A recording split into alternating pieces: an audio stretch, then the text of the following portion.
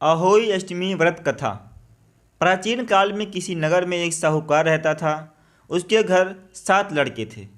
दीपावली से पहले साहूकार की स्त्री घर की लीपापोती हेतु मिट्टी लाने खदान में गई और कुदाल से मिट्टी खोदने लगी। दैवयोग से उसी जगह एक सेह की मांद थी। सहसा उस स्त्री के हाथ से कुदाल बच्चे को लग गई, जिससे सेह का बच्चा तत्काल मर गया। अपने हाथ से हुई हत्या को लेकर साहूकार की पत्नी को बहुत दुख हुआ, लेकिन अब कर भी क्या सकती थी।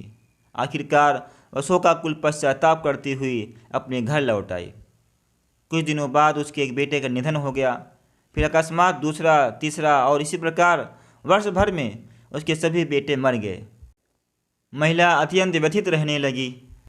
एक दिन उसने अपने आस पड़ोस की महिलाओं को विलाप करते हुए बताया कि उसने जानबूझकर कभी कोई पाप नहीं किया।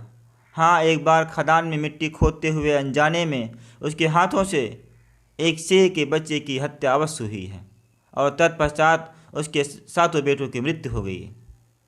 यह सुनकर आस पड़ोस की वृद्ध औरतों ने साहूकार की पत्नी को दिलासा देते हुए कहा कि यह बात बताकर तुमने जो पश्चाताप किया है, उससे तुम्हारा आधा पाप नष्ट हो गया। तुम इस अष्टमी को भगवती माता की शरण लेकर सेह और सेह के बच्चों का चित्र बनाकर उनकी आराधना करो और क्षमा याचना करो। ईश्वर की कृपा से तुम्हारा पाप धुल जाएगा। साहूकार की पत्नी ने वृद्ध महिलाओं की बात मानकर कार्तिक मास की कृष्ण पक्ष की अष्टमी को उपवास व पूजा याचना की। वह हर वर्ष नियमित रूप से ऐसा करने लगी। तत्पश्चात उसे 7 पुत्र रत्नों की प्राप्ति हुई। तभी से अहोई व्रत की परंपरा प्रचलित हो गई।